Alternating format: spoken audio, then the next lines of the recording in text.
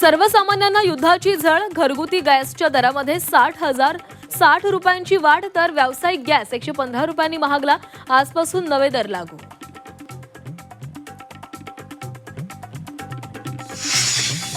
Petrol diesel महागण्याची शक्यता, युद्धामुळे कच्च्या तेलाचे दर 7% वाढले. कच्च्या तेलाचे दर $150वर जाण्याचा अंदाज.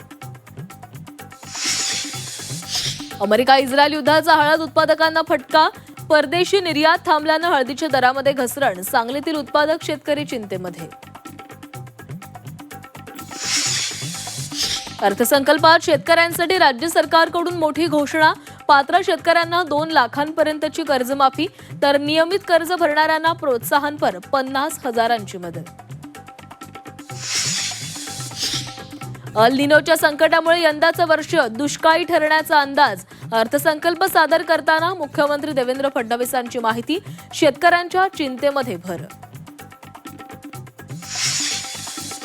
राज्याच्या अर्थसंकल्पात मेट्रोसाठी अनेक घोषणा. 1200 किलोमीटरचे मेट्रो मार्ग विकसित करणार, तर 2029 पर्यंत 165 किलोमीटरच्या मेट्रो मार्गिका तयार करणार. अर्थसंकल्पामध्ये घोषणा.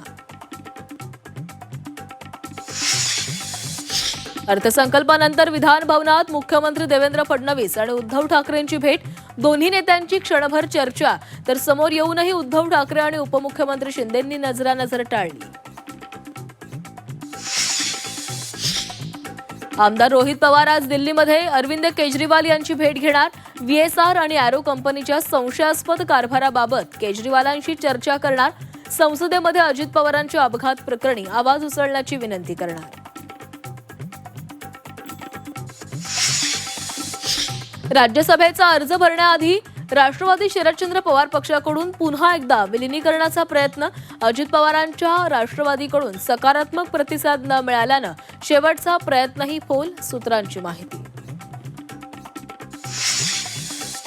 मार्चच्या सुरुवातीलाच मुंबई तापली. काल 38.9 अंश सेल्सिअस तापमानाची नोंद.